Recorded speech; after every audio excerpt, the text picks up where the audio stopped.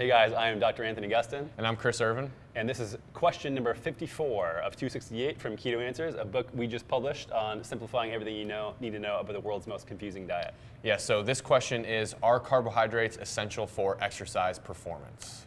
I would say no. Yeah, I would agree with that. All right, we're done. Yeah, so we'll dive into a little bit further here. But I mean, this has sort of been bro science for a very long time, is that you need carbohydrates to perform in any sort of capacity, and it's just not true. Yeah, so especially when we talk about like endurance exercise was one of the biggest ones where it's always been traditionally thought that you have to carb load before you exercise because this is going to enhance your performance. And you know, we're seeing now, especially in endurance athletes, we're seeing them perform really well with our carbohydrates, especially even better. Even better, yeah, in some cases. And now we're starting to see that extend into a lot of other types of exercises too. We're seeing people being able to improve their strength on a ketogenic diet without carbohydrates. So it's becoming more apparent that our thoughts of having to have them for performance may not necessarily be the case. Yeah, there's a few different things that maybe prolong this myth, and one of them is that it takes a while to adapt your cells into using ketones for energy. I mean, you can adapt to a ketogenic diet within 4, 6, 8 weeks, but it might take 4, 6, 8 months for your performance to get back to the level that it may, or it can take a couple weeks. It's just very individual. Yeah, so and where that comes into play is that when we're looking at research, there'll be a lot of people that can point to research saying that low carb ketogenic diets can be really harmful to your exercise performance, but a lot of these studies are 1 week, 2 week studies where anybody out there who's ever tried keto, you would know that if we did some sort of physical performance measure on you and then had you start keto and then tested you again after that first week, of course your performance measures are going to go down during that time. So it's really important that when we're looking at research that we start looking at the duration of the studies, and like Dr. Gustin said, we should probably be looking for studies that are 6, 8, 10, 12 plus weeks long to really allow us to see what can occur in the body when we follow keto. Yeah, so they've done now some in CrossFit, some in cycling, some in gymnastics. What are some other ones have you seen? Yeah, I think that the CrossFit one I think is one of the most interesting to me because a lot of people think that type of exercise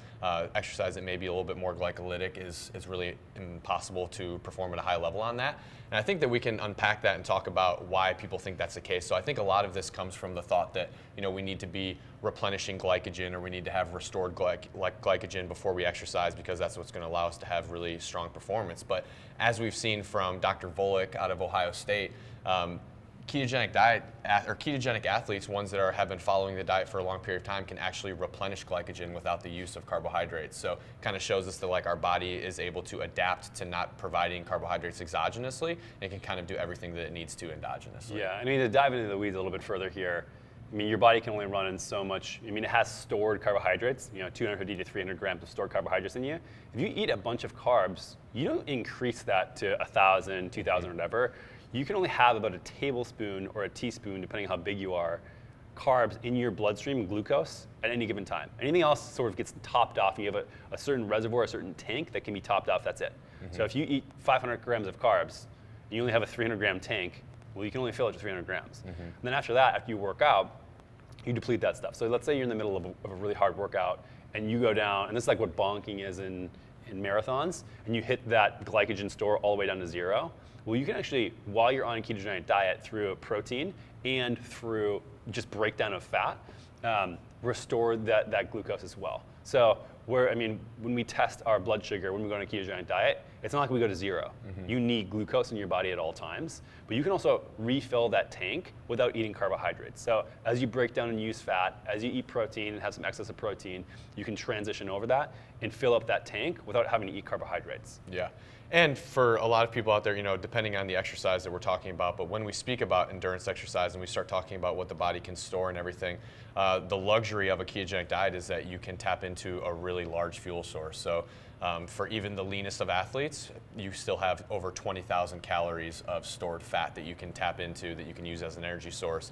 So when you're following a ketogenic diet, you can much more easily tap into that source compared to somebody who is always eating carbohydrates. It takes a lot longer and it's a lot more difficult for their bodies to be able to tap into stored fat because glucose has always been their primary fuel source. Yeah, and I think there's just some mistakes that people, when they switch to a ketogenic diet after eating a lot of carbohydrates, make, and that's why their performance goes down. Two things for me that come to mind are not having enough protein in their diet and also not enough electrolytes. Yeah, a really good point there, because I think a lot of times when we see any sort of impairments in performance from the ketogenic diet, we always want to blame it on the fact that there's no carbohydrates. But the realistic part is that you have different demands when you're exercising. So somebody who's following a ketogenic diet is probably going to have higher protein demands than somebody who is not exercising on a ketogenic diet. And same thing for electrolytes. If you have a really high sweat rate and stuff, we know that electrolytes are important anyway on keto. So when you start throwing exercise into the mix, it's going to be even more important. And we know that even just being slightly dehydrated and electrolyte deficient can have a massive impact on your exercise performance. Yeah, I mean, just look. I mean, I know some anecdotes here, but look at Sean Baker. This guy eats literally 0 carbohydrates, only meat. The guy's a savage. Yeah. He does a lot of explosive exercise. Chris here crushes me on the basketball court. I do. Every other day at least. It's embarrassing. And he dunks over my face pretty frequently. He never touches a carb.